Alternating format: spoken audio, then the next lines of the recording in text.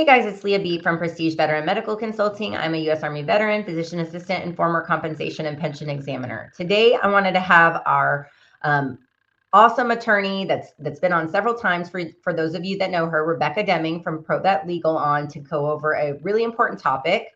But quickly, for those of you who don't know you, Rebecca, do you want to tell them a little bit about yourself?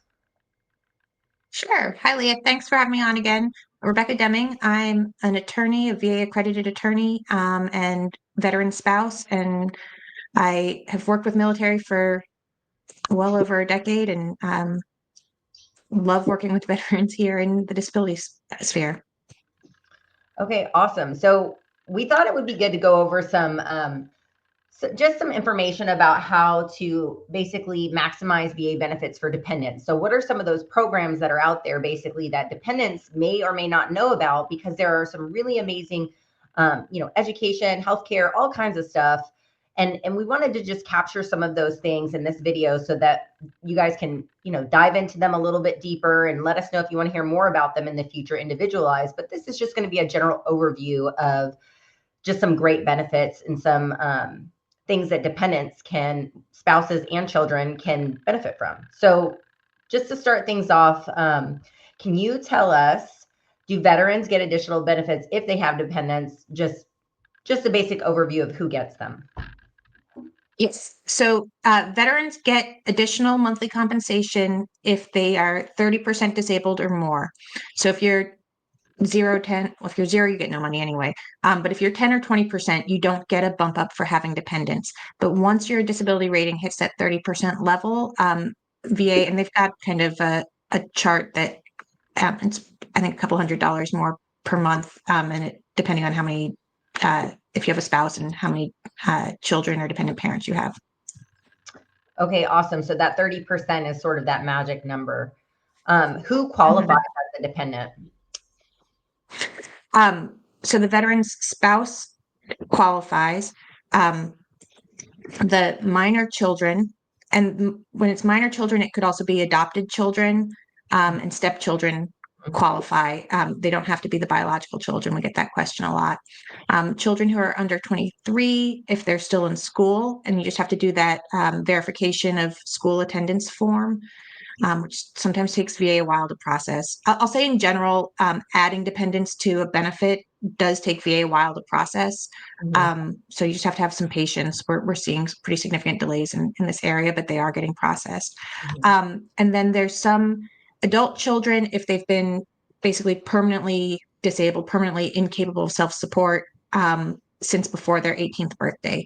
So that's usually children that either had major birth defects or learning disabilities where they're basically never going to be able to leave the home or support themselves independently. So I know this is sort of one I see a lot, and I think I know the answer to it, but I think it's worth touching on. If a veteran is married to someone for 20 plus years and they have a stepchild that they basically raise with that spouse, and then they get divorced, is that stepchild that's not blood related to them, even though they raised them their whole life, are they still eligible to any of those benefits once they're no longer legally a stepchild? No, unfortunately, there's no legal relationship there, then they wouldn't be able to access those benefits.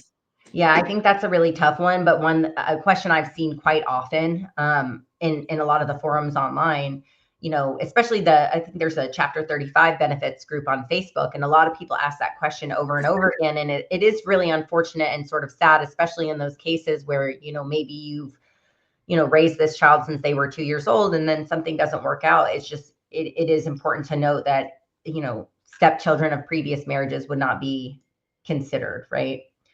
Right. And along that line, one of the things that we see a lot, well, obviously ex-spouses aren't entitled to benefit. I mean, I say obviously, but I do get that question a lot. Ex-spouses are no longer entitled to most of these benefits. And you have to be legally married. And so there's a lot of people that are in long-term loving relationships. We also have people who were married for a while and, with PTSD or whatever's going on in their relationship, they get divorced and then they reconcile and they move back in together, but they don't get remarried again. So we really only recognizes legal marriages. There are some loopholes to show a common law marriage, but it's important to kind of understand that VAs they're not looking at the nuances of your living situation and your family life. They're looking at whether you're legally married. Sure. That makes a lot of sense. So when we talk about spouses as dependents, can you talk a little bit more about like, what if that spouse works and they make a really good living? What if they're making a lot more than the veteran is making? Right. So when it comes to spouses and the term dependent, it does not actually mean, the patriarchal system that we think of where that spouse is literally dependent on the veteran for life support. It could be, but the spouse could be working, the spouse could be making more money than the veteran. It's just if there's an additional person in the household who you're married to, you get that bump up for them as a dependent. Okay. So what if you have two veterans that are married to each other? Because I know that's pretty, me and my husband are married to each other, right? And we're both veterans. Right. And we get that question a lot too, and both of you can claim the other one as dependent. So you would both, assuming you both have disabilities, you would both get that extra bump up for having a dependent spouse. Okay. And they can both claim their children as well, correct? Yes. As far as, what. Right. It's not like your taxes where you're like, I claim you 1 year and you claim me 1 year. No, it's, you would both get the bump up when VA is calculating how much money this veteran gets. It's how many dependents you have. And yeah, so if you're married, you kind of, one of the few areas where you get to double dip. Sure. And what about access to healthcare for dependents? So veterans have the access usually through the VA, and then if they're retired, they have TRICARE. And if you're retired, your dependents would have access to TRICARE as well. Mm-hmm. There is a program called CHAMPVA, which it's not a free program for healthcare, but once the veteran hits 100%, it's a subsidized program that might be a good option for some people, depending on if they have employer-sponsored healthcare options or what other options they have. I think it generally offers pretty good coverage, comparable with TRICARE, and the premiums are subsidized, so they're a lot lower than what you're going to find on the open economy. Yeah, and I heard something recently. Also, I have a friend that works with the CHAMP VA department, and you may not know this, or you may know this, that two veterans that are married to one another, if they both are 100% disabled, will actually qualify for CHAMP VA as well. Like going back to our last question, that while they can both receive VA healthcare, right, they can also be falling under one another for CHAMP VA, so they can get that care in the community as their dependent situation. You know what I mean?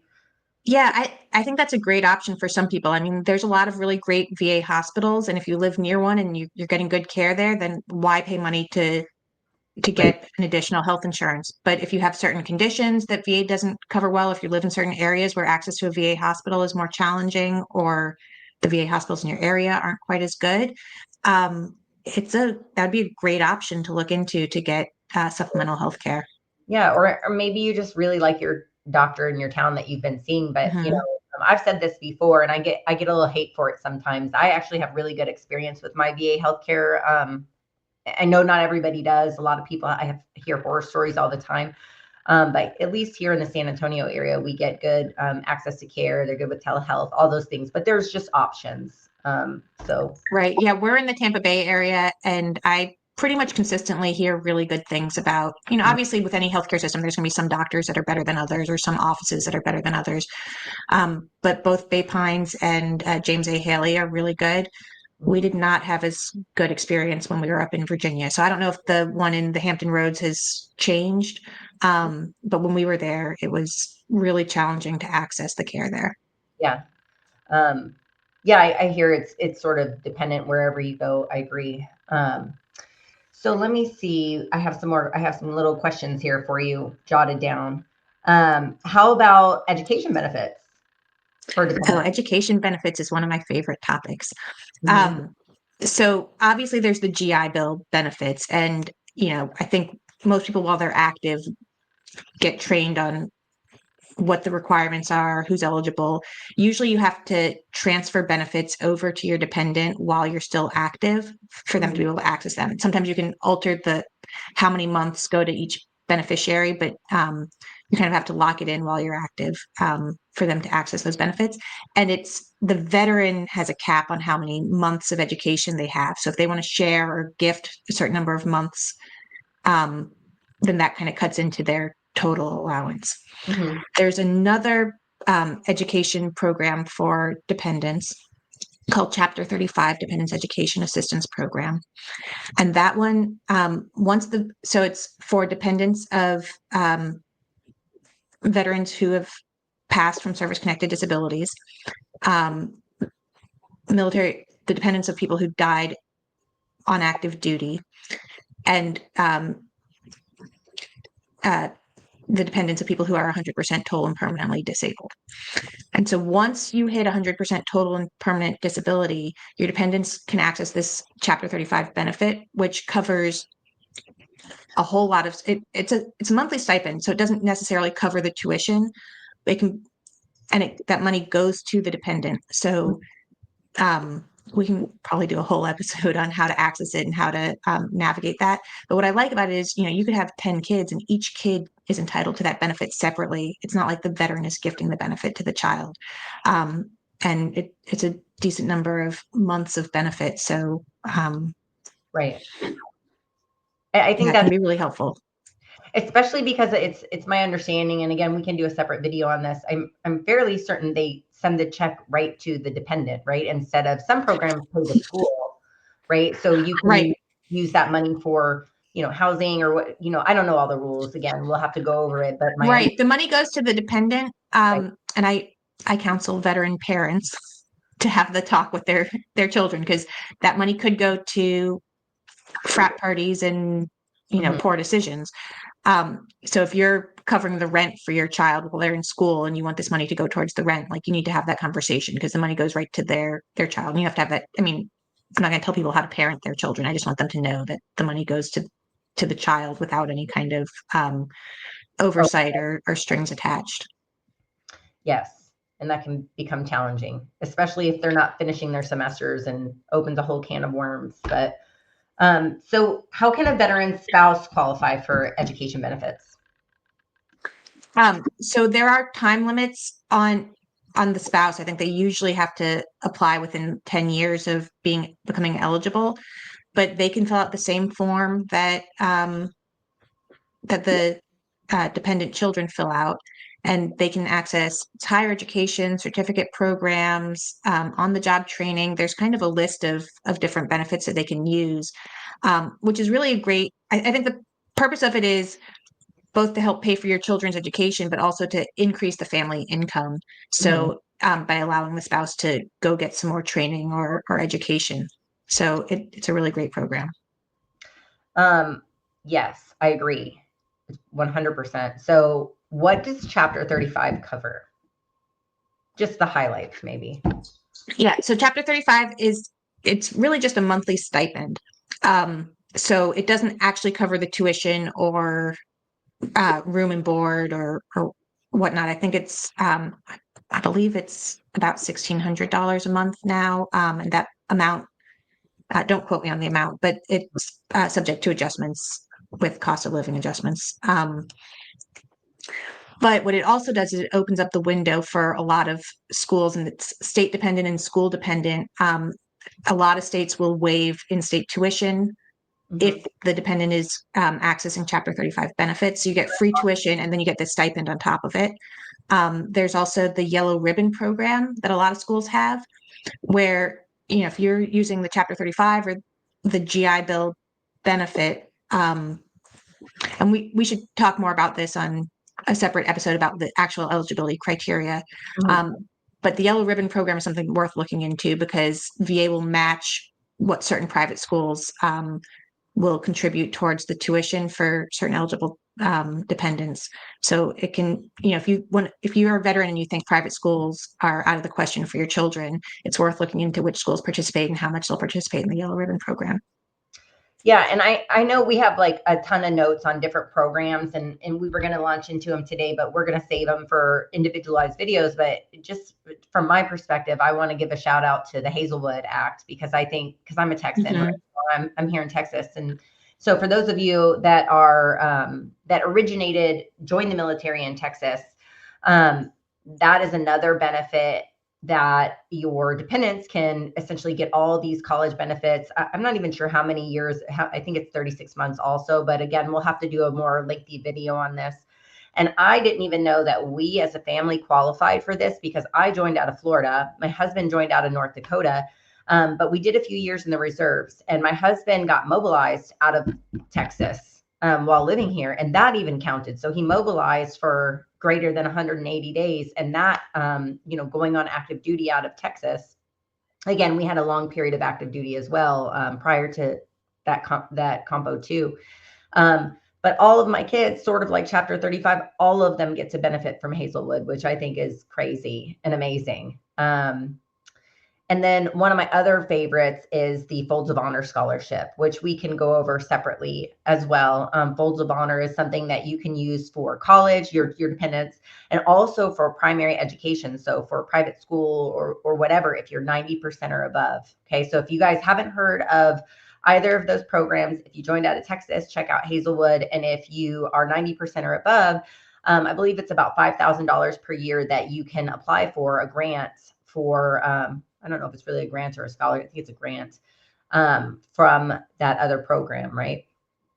So that's awesome. Yeah, a lot of the benefits, there's some benefits that are nationwide, and then there's a lot that are state specific.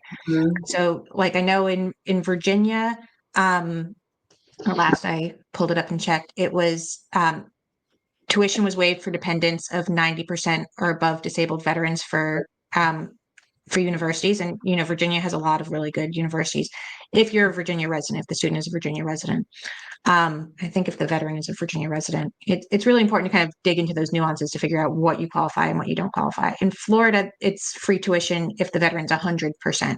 okay. So, if you separate from the military and you've been moving around for a long period of time, you're figuring out where to put your roots down. Some of these things might influence where you decide to settle down. Well, in a lot of the programs you can double dip on. Some of them you can't, right? Like I'm fairly certain Chapter 35 and GI Bill, you cannot use concurrently. You can use them both. You just can't use them at the same time. Correct. But some of them you can use concurrently, like maybe Hazlewood and Chapter 35. So it's just good things for you to look into for your dependents and for yourself. And if your dependent is using either GI Bill or Chapter 35, you don't get that bump up for them. So remember we said that children under 23 who are still enrolled in school qualify as dependents for VA purposes. If they're using one of those benefits, VA is not going to pay the extra couple $100 a month to have them as dependent, because they're like, well, we're already covered their cost of living through these other programs. Well, and we're going to get off that. I know we could just go on education, but there are also, I don't know if it's coming to an end or there's some changes coming with it, that even high school seniors that are over 18 can sometimes dip into that Chapter 35 for if they're taking dual classes, right? High school and taking some college. There's some specifics for that, but we'll have to get more details on that and do a class on Chapter 35 at a later date. So rolling into DIC, I know we've done I think we've done a couple videos on DIC actually, but just for those folks out there that haven't seen our DIC videos, can you tell me about like what the DIC program is? Right. So DIC, Dependency Indemnity Compensation, is a program that pays a monthly stipend. And again, it's essentially a fixed amount. It's not dependent on how much the veteran was getting paid for their disability. For the surviving spouses, minor children, and some dependent parents when the veteran passes away. So it's in order to qualify for it, usually the cause of death has to be determined to be service connected, or the veteran has to have been 100% total and permanent for a certain period of time, which depends on how recently they separated from service. So a lot of veterans, I mean, I know we did a separate episode on this, and if you have more questions about DIC, I definitely recommend going back and watching that episode. Maybe you can drop the link in the comments here to that one for people to search. But the biggest thing, I'll have a lot of veterans say, well, there's other people out there that are more deserving of benefits than I am, or, I know I qualify, but I don't want to take these benefits. It's not. And one of the things that I'll counsel people on is that getting these benefits while you're alive is a certain amount of money while you're alive, and it's nice, but it could potentially set your spouse up for some protection if you pass, especially if you pass from a service-connected condition, or if a service-connected condition contributes to your cause of death. So it's one factor to consider in terms of life insurance or end of life planning, and making sure that your loved ones are taken care of. So I always recommend doing it now. It's not impossible, but it's a lot harder to kind of go back after the veteran passes and prove that they had a condition, it was service connected, and that condition that was service connected caused it. It's a lot easier if you get the legwork done while you're around to go to doctor's appointments. For sure. So just one last question on the education piece. So what program, basically, how can those children of veterans access education benefits? What program should they be looking for to sort of go research? So there's a whole lot, and I would definitely talk to a VSO, get online, talk to if you're already enrolled in a specific school, I would go to the financial aid office. And most schools, some schools do it better than others. Most schools have a veteran specific or a military specific person in their financial aid office that can kind of help navigate the different programs to make sure that you're maximizing what you're accessing. So the dependent education assistance program is really awesome. If you qualify, if your parent is 100% totally disabled, or if you're surviving dependent of someone who passed in service or passed from a service-connected disability. But like you had mentioned, there's a whole lot of different, depending on what state you're in, depending on your specific circumstances, there's a lot of different eligibility criteria. And you can sometimes patchwork together a really good package that would make it possible for your child, or if you are the dependent, for you to go to schools that you might otherwise think are outside your financial reach.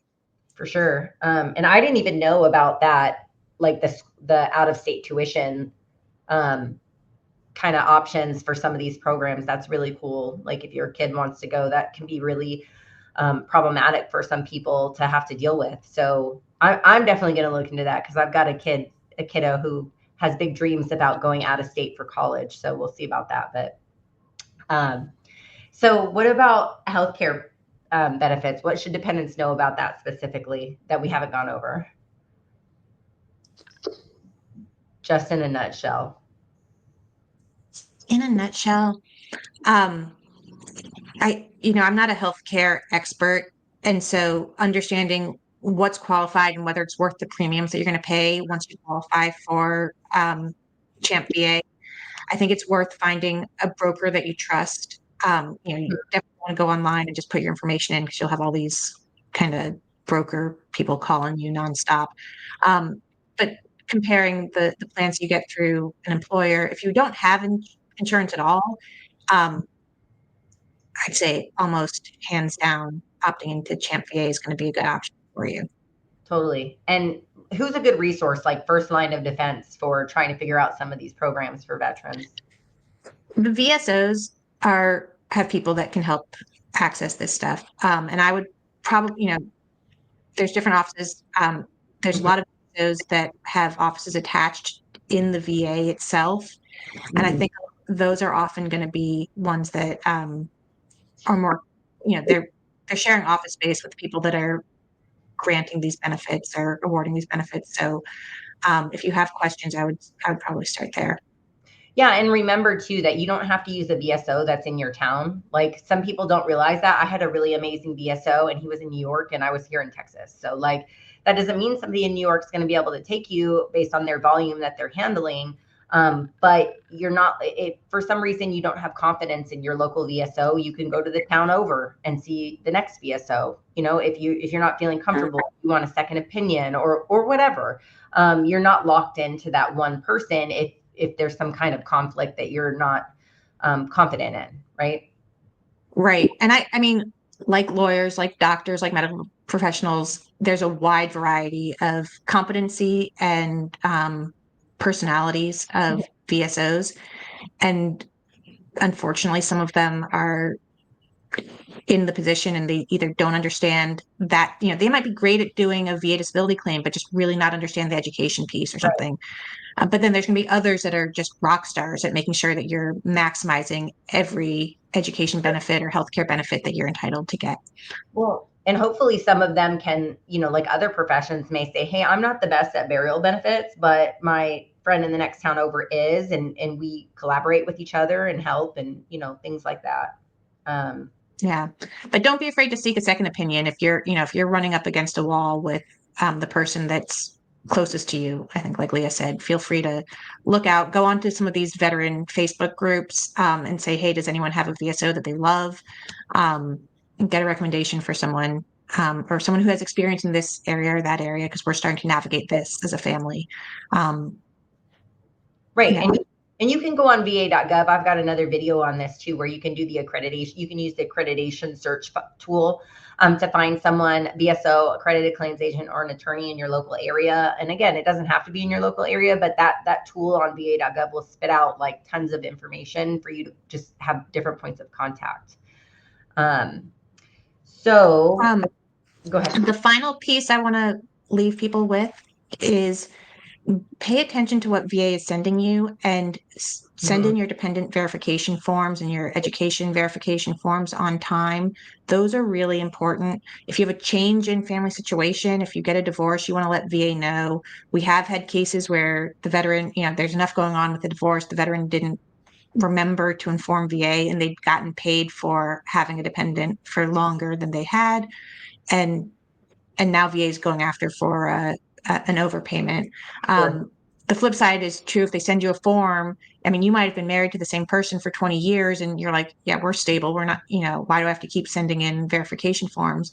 VA could go in and sever the benefit because you didn't send in the form. And like I said, right now we're seeing a huge delay in VA adding people back in. And so I get that question a lot. Like I've been, you know, they're in DEERS, they're, you know, we're established. It's not like it's a new marriage that they have to vet or a new baby or something. You know, they should know that I'm married. Why is it taking so long?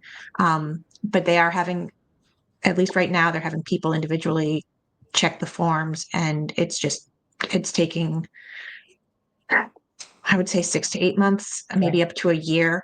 Once you hit that 30% and you file for a dependent, or if you get married and get a new dependent, you want to add dependents to your award.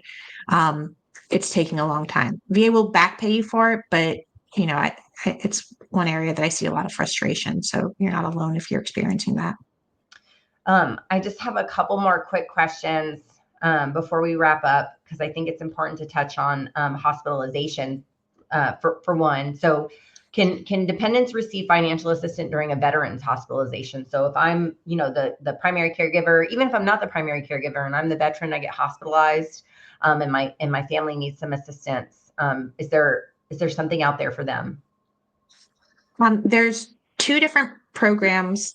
There's one through the VA Benefits Administration called Aid and Attendance. And so if the veteran is requiring a family caregiver or someone to help them with activities of daily living, or if they're hospitalized, they can apply for that additional benefit, and then it gets paid to the veteran, but can be used for family expenses. There's another program that's run through the Veteran Health Administration called the Family Caregiver Support Program. Mm-hmm. And that one is specifically a benefit for the caregiver. And so if you are a family member who has a veteran spouse, or it actually doesn't have to be a spouse.